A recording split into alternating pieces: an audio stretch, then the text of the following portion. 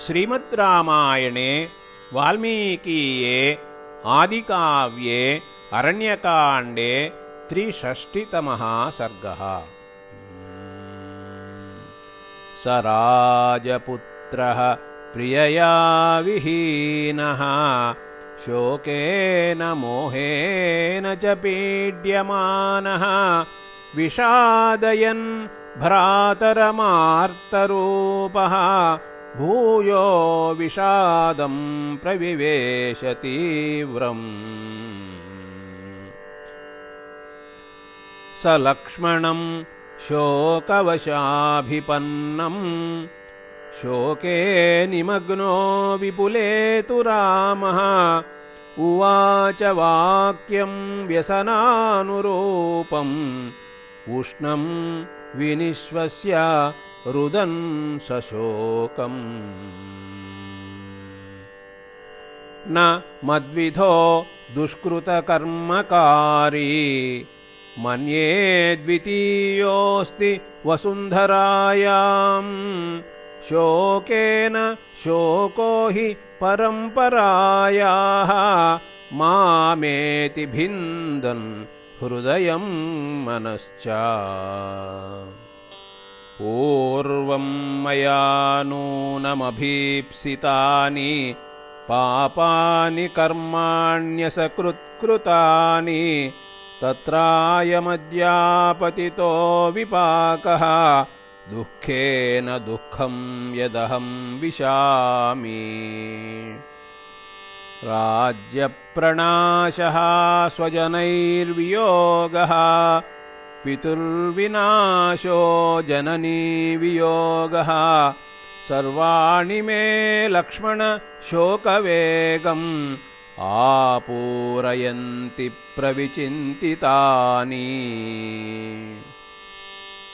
सर्वं तु दुःखं मम लक्ष्मणेदं शान्तं शरीरे वनमेत्यशून्यम् सीतावियोगात् पुनरप्युदीर्णं काष्ठैरिवाग्निः सहसा प्रदीप्तः।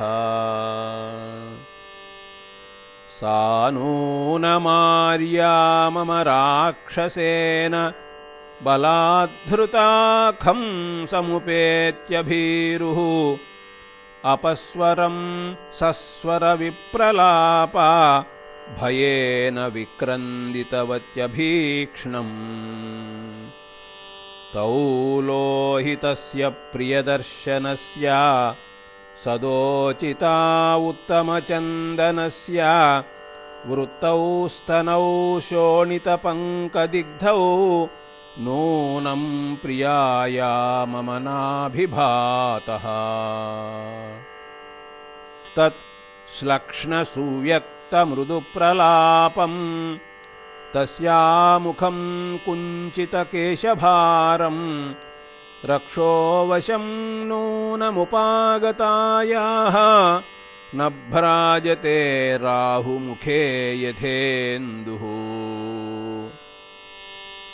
तां हारपाशस्य सदोचितायाः ग्रीवां प्रियाया मम सूरतायाः रक्षांसि नूनं परिपीतवन्ति विभिद्य शून्ये रुधिराशनानि।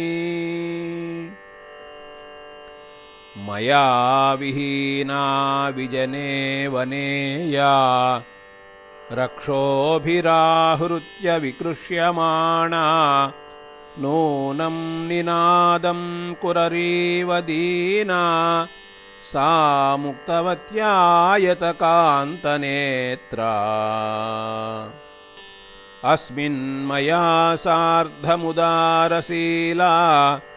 शिलातले पूर्वमुपोपविष्टा कान्तस्मिता लक्ष्मणजातः सा त्वामाह सीता बहुवाक्यजातम्। गोदावरीयं सरितां वरिष्ठा प्रिया प्रियाया मम नित्यकालम् अप्यत्र गच्छेदिति चिन्तयामि नैकाकिनी याति हि सा कदाचित् पद्मानना पद्मविशालनेत्रा पद्मानिवानेतुमभिप्रयाता तदस्य युक्तं न हि सा कदाचित् मया विना गच्छति पंकजानि कामं त्विदं पुष्पितवृक्षषण्डं नानाविधैः पक्षिगणैरुपेतं वनं प्रयातानु तदप्ययुक्तम् एकाकिनी साति बिभेति भीरुः आदित्यभो लोककृताकृतज्ञा लोकस्य सत्यानृतकर्मसाक्षिन् मम प्रिया साक्वगता हृता वा शंसस्व मे शोकवशस्य नित्यम् लोकेषु सर्वेषु च नास्ति किञ्चित् यत्तेन नित्यं विदितं भवेत्तत् शंसस्व वायो कुलशालिनीं तां हृतामृता वा पथि वर्तते वा इतीव तं शोकविधेयदेहम् रामं विसङ्गं विलपन्तमेवम् उवाच सौमित्रिरदीनसत्त्वः न्याये स्थितः कालयुतं च वाक्यम् शोकं विमुञ्चार्य धृतिं भजस्व सोत्साहता चास्तु विमार्गणे स्याः उत्साहवन्तो हि नरा न लोके सीदन्ति कर्मस्वति दुष्करेषु इतीव सौमित्रिमुदग्रपौरुषम् ब्रुवन्तमार्तो रघुवंशवर्धनः न चिन्तयामास धृतिं विमुक्तवान् पुनश्च दुःखं महदभ्युपागमत् इति आर्षे श्रीमद् रामायणे वाल्मीकीये आदिकाव्ये अरण्यकाण्डे 63तमः सर्गः।